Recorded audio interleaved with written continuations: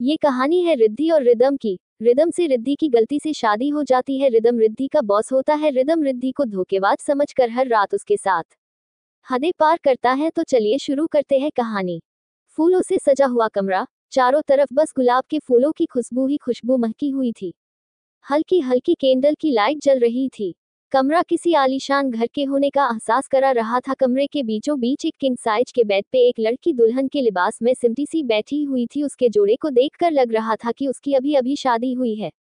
वो थोड़ी देर से सिमटी हुई बैठी थी। उसकी आंखें लाल थी, सुर्ख लाल, जिनसे साफ पता चल रहा था कि ये रोने की वजह से लाल हो रखी है। कमरा बेहद शांत था। वो लड़की अपने आंसू पोंछकर अपने हाथों को अपने घुटनों से टीका कर बैठी थी और उसकी आंखों से लगातार आंसू बह रहे थे। तभी अचानक से रूम का गेट खुलता है। गेट की आवाज से उस लड़की का ध्यान उस ओर गया। एक लंबा चौड़ा आदमी जिसकी अच्छी खासी हाइट होगी। उसने अभी महरून कलर की शेरवानी पहनी हुई थी। वो बहुत ही शाही लग रही थी। उस लड़के ने धीरे धीरे पैर कमरे के अंदर बढ़ाए। वो लगातार बेड की तरफ बढ़ रहा था। वो लड़का जैसे जैसे बैग की तरफ बढ़ रहा था, लड़की की धड़कनें उतनी ही तेजी से बढ़ रही थी। लड़का एकदम बेड के पास आकर उस लड़की के करीब आकर बिल्कुल उसके चेहरे के पास चेहरा लाकर बोला, सो वॉट बीबी, कैसी लगी रूम की डेकोरेशन? आई होप रूम की महक से तुम्हारा मूड और बढ़िया बन रहा होगा ना? गुड, वैसे भी मूड बनेगा तभी तो ज्यादा एंजॉय कर पाएंगे। आफ्टर आज हमारी सुहाग रात है। अभी हमारी शादी हुए 24 घंटे भी नहीं हुए हैं, पर कोई न सुहाग रात मानते मानते 24 घंटे से ज्यादा कर ही लेंगे। मैं कोशिश करूंगा तुमको पूरी तरह संतुष्ट करने की। आखिर पति जो हूँ तुम्हारा, और मेरी चार्मिंग बॉडी और मेरे लुक को देखकर ही तो तुम्हारा ईमान डोल गया मुझसे शादी करने को। मैं भी आज की रात तुमको खूब एंजॉय कराऊंगा। वो लड़का गुस्से से दांत दबाते हुए चबा चबा कर वर्ड बोल रहा था। वो लड़की उसके बोलने से ही बहुत घबरा गई थी। उस लड़के ने गुस्से से अपनी शेरवानी उतारी और उस लड़की के ऊपर थोड़ा झुकते हुए बोला, कम ऑन बीबी, अब शुरू करते हैं, इतना भी क्या शर्माना। वो इतना बोलकर उस लड़की को बेड पे धकेल कर उसके ऊपर हो गया। वो लड़की बेड के ऊपर ही गिर गई। लड़का आधे से ज्यादा उसके ऊपर झूला हुआ था। लड़की बहुत घबरा रही थी। वो लड़का धीरे धीरे उसकी गर्दन के पास आया और उसकी गर्दन पे अपने होंठों को रख दिया। वो उसकी गर्दन पे किस करने लगा। लड़की बहुत घबरा रही थी। डर से उसने बेड शीट को बहुत कस के पकड़ा हुआ था। उसने अपनी आंखों को भींचकर बंद कर लिया था। उस लड़के ने गर्दन से होठ हटाकर उसके चेहरे की तरफ देखने लगा। लड़की के चेहरे से अंधेरे में भी साफ पता चल रहा था कि वो बहुत डरी हुई है। लड़के के चेहरे पे एक तीखी सी स्माइल आ जाती है। अब लड़का धीरे धीरे उसके होंठों की तरफ बढ़ रहा था। लड़की को उसकी सांसों की गर्मी अपने चेहरे पे महसूस हो रही थी। उस लड़की की धड़कनें बहुत तीव्र गति से दौड़ रही थीं। लड़के ने अपने होंठों को धीरे धीरे उसके होंठों के ऊपर रखना शुरू किया। जैसे ही लड़के ने उस लड़की के होंठों को बंद करने की कोशिश की, लड़की तुरंत बिस्तर से उठ गई। उसने लड़के को अपने ऊपर से धक्का दिया और दूसरी तरफ से जाकर दी खड़ी हो गई। रिदम और रिद्धि दोनों ही आमने सामने खड़े थे। रिदम गुस्से से रिद्धि से बोला, अब क्यों दूर भाग रही हो मुझसे? जब शादी की है तो सुहागरात भी होगी ना? पति हूँ तुम्हारा अब और तुम पत्नी को मेरी, फिर अब क्यों दूर भाग रही हो?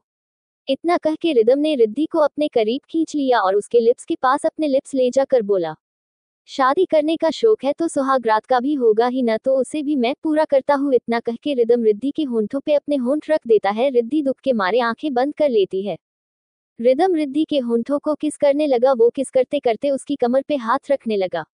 हाथ से उसने उसकी कमर को बहुत टाइट पकड़ा हुआ था। वो रिद्धि के होंठों को चूम जा रहा था। दूसरे हाथ से वो रिद्धि कमर को दबाए जा रहा था। रिद्धि हिम्मत करके उसे धक्का देती है, जिससे रिदम उससे दूर हो जाता है।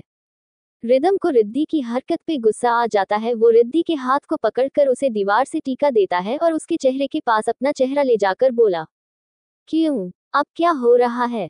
अब क्यों दूर भाग रही है? शादी करने से पहले नहीं सोचा था इस बारे में? शादी करने से पहले तो चुपचाप मंडप में बैठ गई, किसी को कानो कान खबर भी नहीं हुई, फिर अब सुहागरात पे क्यों नखरे? अब करो न मजे। रिदम बहुत गुस्से में बोल रहा था। रिद्धि डरते हुए आंखों में आंसू लाकर बोली, सर मैंने पहले भी कहा और फिर कह रही हूँ, मेरी कोई गलती नहीं है, मैं जानबूझकर मंडप में नहीं बैठी। शनाया मैम ने कहा था उनके कहने पे ही। रिद्धि ने इतना ही कहा होगा कि रिदम जोर से चिल्लाया, चुप, एकदम चुप। झूठ और झूठ बोलने वाले और धोखा देने वाले लोगों से सख्त नफरत करता हूँ। फिर तुम तो मेरी मंगेतर पे इल्जाम लगा रही हो। एक तो चोरी छिपे मंडप में बैठ गई, अब झूठ पे झूठ बोले जा रही हो। तुम जैसी गिरी हुई लड़की से मैं नफरत करता हूँ। रिदम गुस्से में बोला। उसके गुस्से को देखकर रिद्धि एकदम डर गई। और कुछ भी न बोल पाई। रिदम उसे गुस्से से खींचकर अपने बेहद करीब लेकर बोला, तुमको क्या लगता है तुम अपने मकसद में कामयाब हो गई? तो बिल्कुल गलत हो तुम। बेशक अभी तुमने मुझसे धोखे से शादी कर ली हो, लेकिन मैं इस शादी को नहीं मानता और सिर्फ 6 महीने तुमको कैसे भी बर्दाश्त करूंगा, उसके बाद तुमको तलाक देकर फिर सहनाया से शादी करूंगा और तब तुमको तुम्हारी असली औकात पता चलेगी कि रिदम खुराना के साथ धोखा करने वाले लोगों के साथ वो क्या करता है। रिदम ये सब इतने गुस्से में बोल रहा था कि उसे पता ही नहीं चला कि रिद्धी के हाथ से उसकी चूड़ियां टूट टूट कर गिर रही थी। रिदम फिर उसके मुंह को बहुत जोर से अपनी ओर लाकर बोला, और मिस पीए अपनी औकात मत भूल जाना।